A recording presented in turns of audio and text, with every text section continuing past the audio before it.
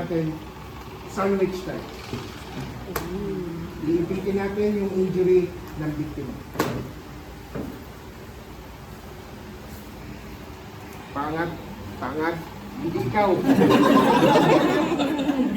Pangat. 1, 2, 3.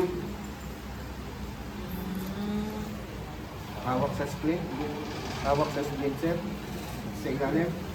Okay, we will splint above and below the site of the injury. Bandage. Same procedure pa rin tayo dito ha. Check tayo ng PMS. Let's say na-check na ni ma'am yung PMS ni ma'am. Ni sir pala.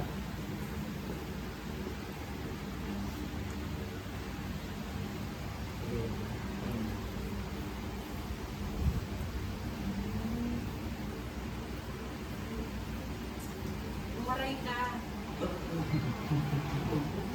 Para makatotoo. Sige sir. Ma'am, ako ang hawak, kayo ang magkalat. Go. Hindi pwedeng sabay. Depende naman straight lang naman sa buwan. Akala ko pa isa-isa. Yes. Ginagawa lang natin yung paisa-isa for demonstration purpose. Pero in real life scenario, walang nanonood na responder. Lahat yan may ginagawa. Galawan niya ng sabay-sabay. Bagay na nila yun. Sa ano. Okay, so for additional support dito sa injury ni Sir na bended. Sir, ilalagay na natin tong braso ninyo dito sa ibabaw ng inyong dibdib. Pagbilang ko ng 3, 1, 2, 3, angat. So for additional support, gagamit tayo ng arm sling. Bandage.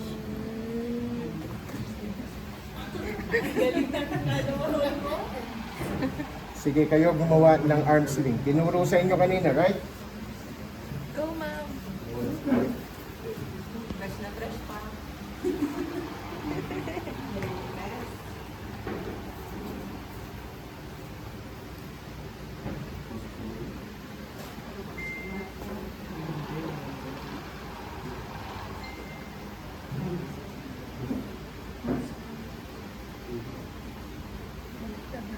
Ay, ano nangyari? Ay! Ay! Ay, mali! Ay! Ay, mali! Ay, ala! Nasa labas yung buko. Ay, ala! Nasa loob.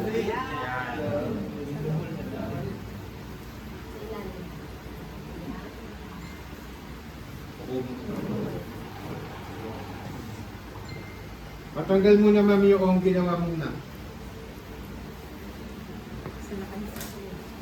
Hindi na kailangan.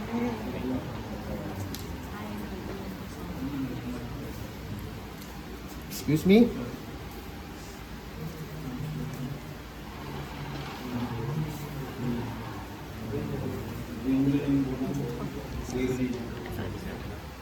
Angat ng konti yung braso. 1, 2, 3, angat. Nakuha. And then ito.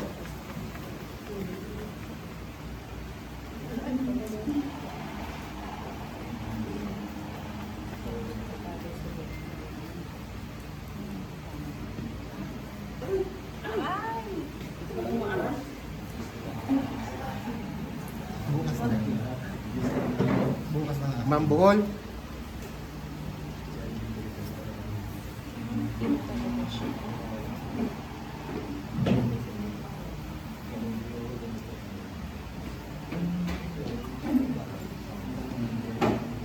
Okay na. Ma'am, pakitago yung lawit. Walang nakalabas na lawit. Okay? Ang nakalabas lang, yung extremity ni sir for checking ng PMS. Para kita ninyo, baka mamaya sobrang higpit nung nilagay ninyong splint, no? Compromise na pala si circulation, nagkukulay ubi na yung kamay, no? At least kita ninyo. Now, asan yung ginawa mong so make a simple knot.